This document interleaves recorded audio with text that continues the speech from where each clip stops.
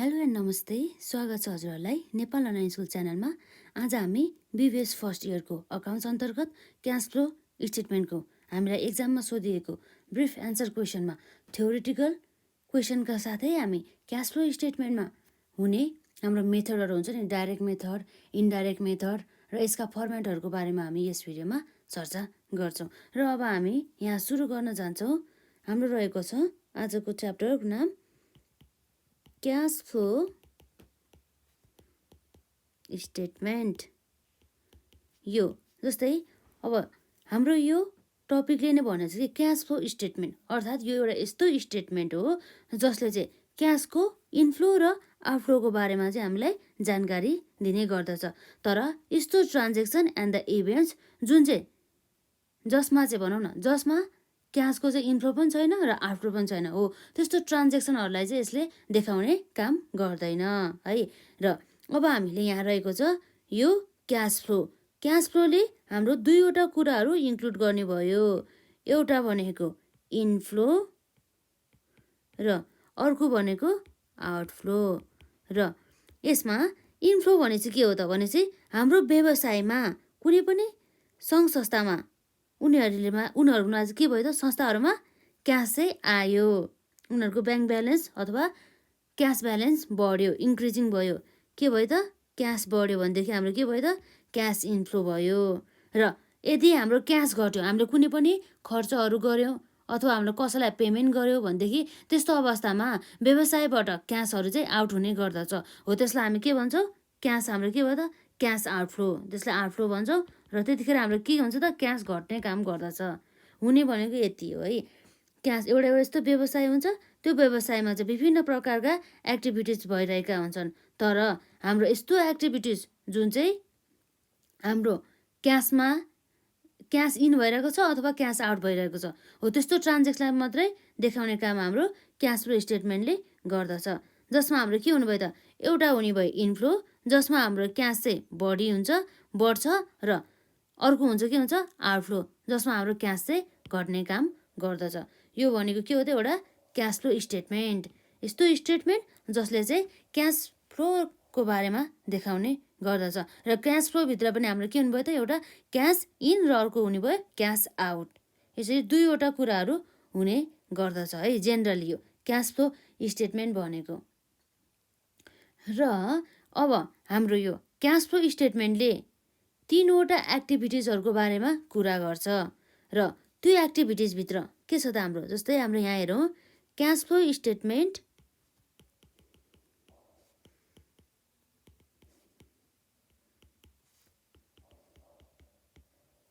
Cash flow स्टेटमेन्टले include गर्ने कुरा भनेको के हो त, नम्बर 1 मा रहेको छ अपरेटिङ एक्टिभिटिज, र नम्बर 2 मा रहेको छ के हुन सकिन्छ अर्को, फाइनेन्सियल एक्टिभिटिज।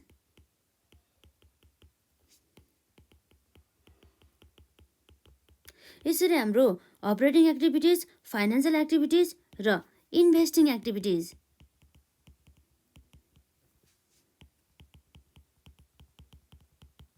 गरेर कति हुनुभयो त, तीनवटा चाहिँ कामहरू, व्यवसायले गर्ने तीनवटा कामहरूको चाहिँ बारेमा, जसमा चाहिँ हाम्रो यदि क्यास इन्फ्लो र आउटफ्लो भएको सबै देखाउने काम हाम्रो कसले गर्छ त, क्यास फ्लो स्टेटमेन्टले गर्दछ। र अपरेटिङ एक्टिभिटिज भनेपछि हाम्रो के भयो त, व्यवसायले चाहिँ दैनिक रूपमा, डेली रूपमा गरिने कार्यहरूलाई बुझिन्छ, जसबाट यसरी दैनिक कार्यहरू गर्दाखेरि क्यास के हुन सकिन्छ त, बढ्न पनि सकिन्छ अथवा घट्न पनि सकिन्छ। अर्थात् क्यास इन्फ्लो पनि हुन सकिन्छ, अर्को हुन सकिन्छ, आउटफ्लो पनि हुन सकिन्छ। यो अपरेटिङ एक्टिभिटिज व्यवसायको चाहिँ दैनिक कार्यहरू सञ्चालन गर्दाखेरि हुने आम्दानी तथा हाम्रो के हो त, खर्चहरू भनौँ न है, क्यास इन्फ्लो तथा आउटफ्लोहरू। र अर्को हाम्रो यहाँ रहेको छ फाइनेन्सियल एक्टिभिटिज। र के हुन्छ त्यसमा, फाइनेन्सियल एक्टिभिटिज भनेपछि के हो त, यो फाइनेन्सियल एक्टिभिटिज भनेको यो सबै हाम्रो इक्विटी सेयर्सहरूदेखि लिएर डिबेन्चर, बोन्डहरू, सबै लोनहरूदेखि लिएर हो, त्यस्ता आइटमहरू इन्क्लुड गर्ने गर्दछ जुन चाहिँ हाम्रो फाइनेन्ससँग रिलेटेड रहेको छ है। जस्तै हाम्रो कस्तो एक्टिभिटिज हुनुभयो त, जस्तै मानौँ फर इक्जाम्पलको लागि इक्विटी सेयरसँग अथवा सेयर क्यापिटल भन्नु यसलाई, र अरू के हुन सकिन्छ त डिभेन्चरसँग भइहाल्यो, र अरू हुने भनेको के हो त बोन्डसँग हुने भयो, र अरू के हुन सकिन्छ त लोनहरू भयो। लोन पनि अब के हुन्छ लङ टर्म लोन हुन सकिन्छ हो। यसरी चाहिँ हाम्रो फाइनेन्सियल एक्टिभिटिज अन्तर्गत यसरी यी इन्स्ट्रुमेन्टहरूको इन्फ्लो अथवा आउटफ्लो कुराहरूलाई चाहिँ गर्ने गरिन्छ। यसमा पनि हाम्रो के हुन सकिन्छ त एउटा इन्फ्लोको कुरा अथवा अर्को भनेको आउटफ्लोको कुरा है। यो सबै चाहिँ देखाउने काम हाम्रो क्यास फ्लो स्टेटमेन्टले गर्ने गर्दछ है। र यसरी अर्को भयो हाम्रो यसमा इन्भेस्टिङ एक्टिभिटिज। इन्भेस्टिङ एक्टिभिटिज भनेको के हो त इन्भेस्टमेन्ट अर्थात् लगानीसँग हाम्रो सम्बन्धित भनेको के हो त यसमा हाम्रो जस्तै मानव purchase of the fix asset पर्ने गर्दछ, र सेल्स अफ द फिक्स एसेट्सहरू भइहाल्यो, अथवा पर्चेस अफ द इन्भेस्टमेन्ट अथवा सेल्स अफ द इन्भेस्टमेन्ट हो। यस्ता कुराहरू चाहिँ हाम्रो इन्भेस्टिङ एक्टिभिटिज अन्तर्गत चाहिँ पर्ने गर्दछ, जसमा पनि हाम्रो के हुन सकिन्छ त इन्फ्लो पनि हुन सकिन्छ अथवा हाम्रो के पनि हुन सकिन्छ आउटफ्लो पनि हुन सकिन्छ हो। यी कुराहरू चाहिँ हाम्रो गर्ने गर्दछ। यो क्यास फ्लो के हुन्छ यसमा क्यास फ्लो स्टेटमेन्टले इन्क्लुड गर्ने भनेको के हो त तीनवटा एक्टिभिटिज, जसमा हाम्रो अपरेटिङ एक्टिभिटिज, फाइनेन्सियल एक्टिभिटिज र इन्भेस्टिङ एक्टिभिटिज। र अपरेटिङ एक्टिभिटिज भनेपछि के भयो त व्यवसायमा चाहिँ हुने दैनिक कार्यहरू सञ्चालनबाट हुने इन्फ्लो अथवा आउटफ्लोहरू भयो। र अब हाम्रो फाइनेन्सियल एक्टिभिटिज भनेपछि यो हाम्रो equity, debentures, bonds, long term लोनहरूसँग सम्बन्धित एक्टिभिटिजहरूलाई बुझायो। र अर्को हाम्रो इन्भेस्टिङ एक्टिभिटिज भनेपछि purchase of the assets, sales of the fix assets, अथवा हाम्रो के हुन सकिन्छ purchase of the investment, sales of the investment एसेट्राहरू चाहिँ पर्ने गर्दछ। र अब हाम्रो यो क्यास फ्लो स्टेटमेन्ट बनाउने एउटा मेथड पनि हुन सकिन्छ। त्यो मेथडमा हाम्रो के हुनसक्छ त दुईवटा मेथड रहेको छ, र त्यो मेथडमा हाम्रो के हुन्छ त मेथड्स है। त हामी यहाँ मेथड्स हेरौँ। मेथड्समा हाम्रो हुने भनेको के हो त मेथड्समा हाम्रो हुने भनेको नम्बर 1 मा डाइरेक्ट मेथड,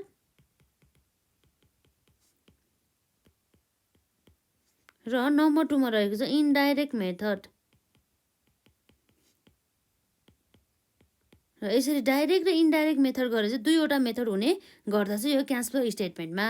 र क्यास फ्लो स्टेटमेन्टमा हामीले यदि डाइरेक्ट मेथडद्वारा गऱ्यो भनेदेखि है अथवा इन्डाइरेक्ट मेथडबाट गऱ्यो भनेदेखि सबै एक्टिभिटिज फाइनेन्सियल एक्टिभिटिज, इन्भेस्टिङ एक्टिभिटिजमा चाहिँ सेम हुने गर्दछ। तर सेम कतिखेर हुँदैन त भन्दाखेरि डिफ्रेन्ट हुने भनेको ओन्ली अपरेटिङ एक्टिभिटिजमा मात्रै हाम्रो यो डाइरेक्ट मेथड र इन्डाइरेक्ट मेथडबाट चाहिँ के हुन सकिन्छ त सबैबाट हाम्रो फरक हुने गर्दछ। अपरेटिङ एक्टिभिटिज मात्रै के हुन्छ हाम्रो फरक हुने गर्छ भन्ने कुरा भयो। तर अरू चाहिँ के हुन्छ त सेम दुईवटा इन्भेस्टिङ एक्टिभिटिज र फाइनेन्सियल एक्टिभिटिजमा चाहिँ यो डाइरेक्ट मेथडबाट गरोस् अथवा इन्डाइरेक्ट मेथडबाट गरोस् दुवैमा चाहिँ फरक हुने गर्दछ। र हाम्रो यो अब के भयो त मेथडहरू चाहिँ हामीले हेरिसक्यो डाइरेक्ट मेथड र इन्डाइरेक्ट मेथड। जस्तै अब हामीलाई एक्जाममा अब ब्रिफ एन्सर क्वेसन हामीलाई सोध्यो भनेदेखि हामीले के लेख्ने त भन्ने कुरा हामी यहाँ हेर्छौँ।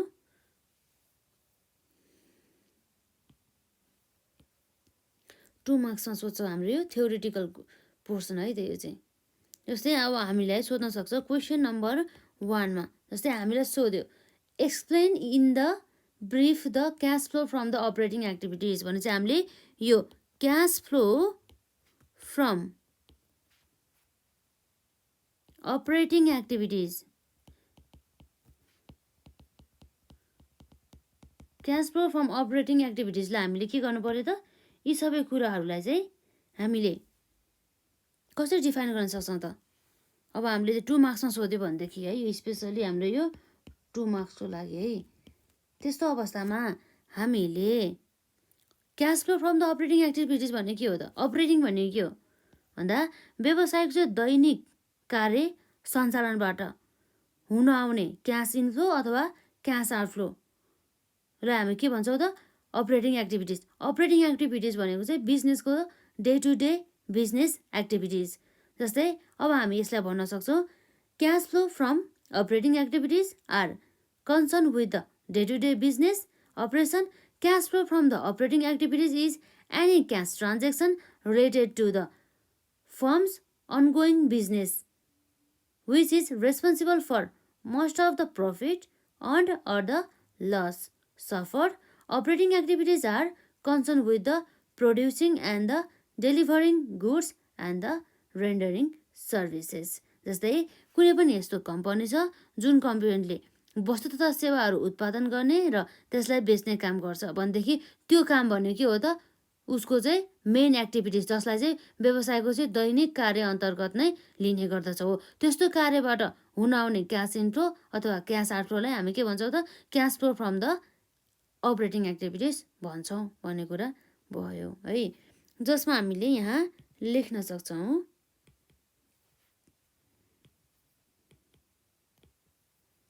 Cash flow from operating activities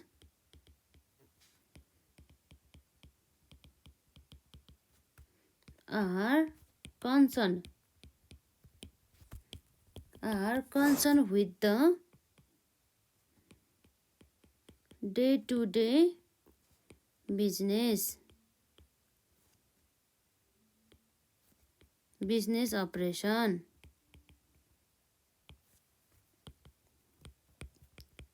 Cash flow from operating activities is any cash transaction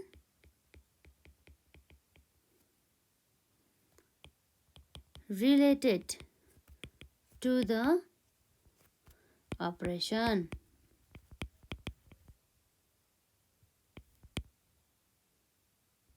Related to the operation अथवा related to the business day-to-day activities पनि भन्न सकिन्छ है related to the firm's ongoing business.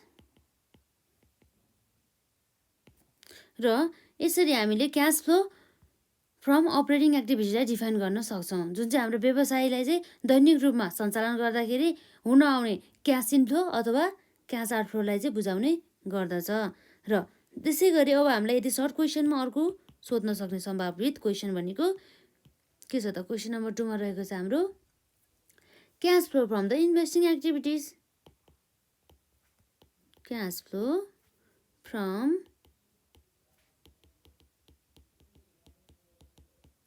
Investing एक्टिभिटिजबाट चाहिँ हाम्रो cash flow हुने कुरा भयो र हामीले हेरिसक्यौँ नि त है इन्भेस्टिङ एक्टिभिटिजबाट हाम्रो भनेको के हो त जस्तै हामीले इन्भेस्टमेन्ट लगानीबाट हुन आउने हामीलाई आम्दानी अथवा हामीले लगानी गर्दाखेरि हाम्रो जुन क्यास आउटफ्लो हुन्छ र लगानी गरिसकेपछि हाम्रो जुन रिटर्न हुन्छ नि त्यो इनफ्लोलाई हो त्यस्तोहरूलाई हामीले रेकर्ड गर्ने बुझिन्छ है त्यसलाई नै हामीले के भन्छौँ त cash flow from the investing activities जसमा हाम्रो एक्जाम्पलमा पर्छौँ पर्चेज अथवा sales of the plant and the machinery जुन हाम्रो फिक्सहरू हुने गर्दछ अथवा land and the building furniture and the fixture हो अथवा अब हामीले अब पर्चेज अफ द इन्भेस्टमेन्ट अथवा सेल्स अफ द इन्भेस्टमेन्ट यिनै एक्टिभिटिजहरू चाहिँ हाम्रो यहाँ इन्भेस्टिङ एक्टिभिटिज अन्तर्गत पर्ने गर्दछ र हामी यहाँ लेख्छौँ यसमा cash flow from investing activities are related with the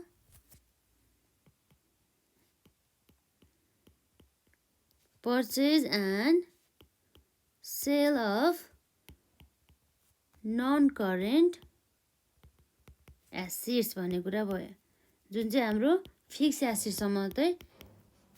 assets सँग मात्रै सम्बन्धित रहेको हुन्छ है त such as plant and machinery land and building furniture and fixture,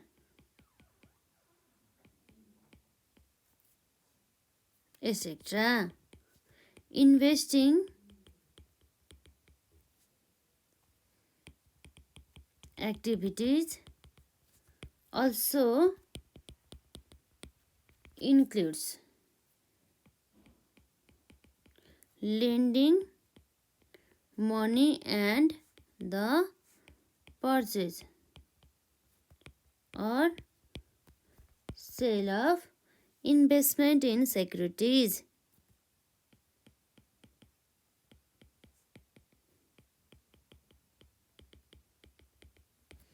यसरी हाम्रो भयो cash flow from the investing activities. यसै गरी अब हामीलाई एक्जाममा सोध्न सक्ने भनेको के हो त क्यास फ्लो फ्रम फाइनेन्सिङ हो। यसमा चाहिँ मैले लेखिनँ है फाइनेन्सिङ होइन त,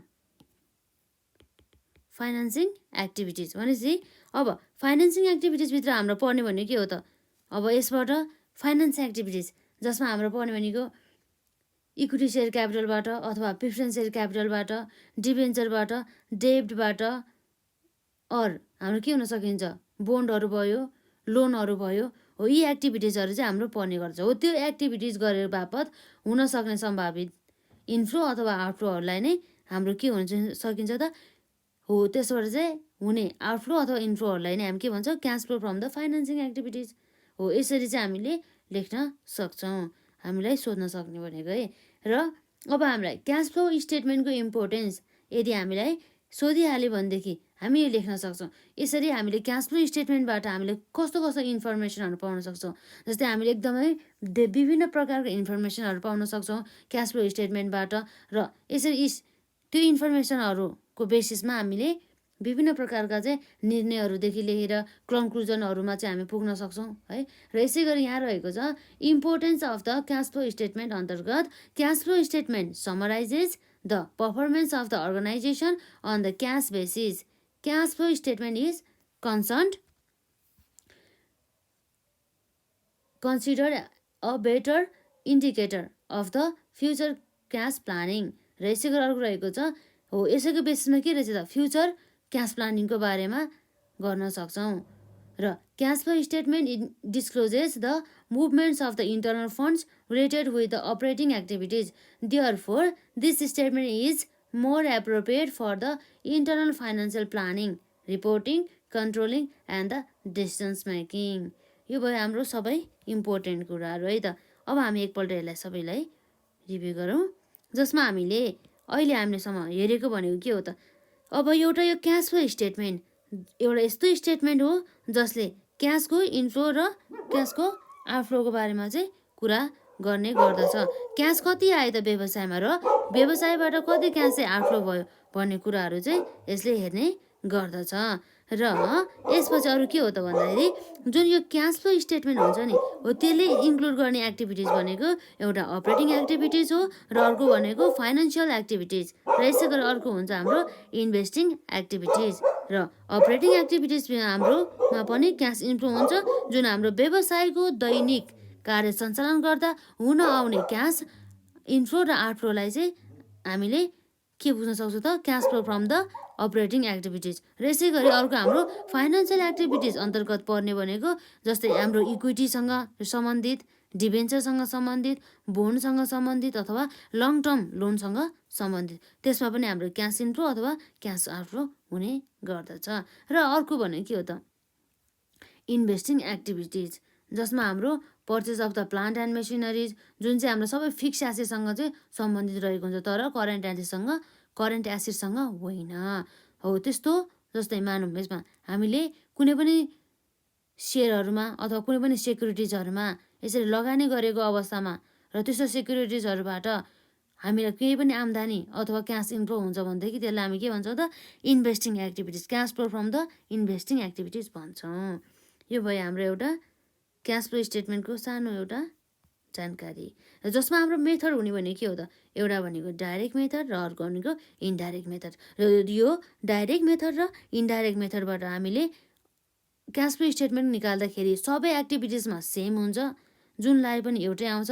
तर यो हाम्रो अपरेटिङ एक्टिभिटिज र अपरेटिङ एक्टिभिटिजमा हामीले डाइरेक्ट मेथड र इन्डाइरेक्ट मेथड लाउँदाखेरि चाहिँ हाम्रो छुट्टै तरिकाले नै गर्ने गर्छ। गर्ने तरिका चाहिँ फरक हुने गर्दछ है त। यो एउटा अपरेटिङ एक्टिभिटिजमा, अरू चाहिँ हाम्रो के हुन्छ त सेम हुने गर्दछ।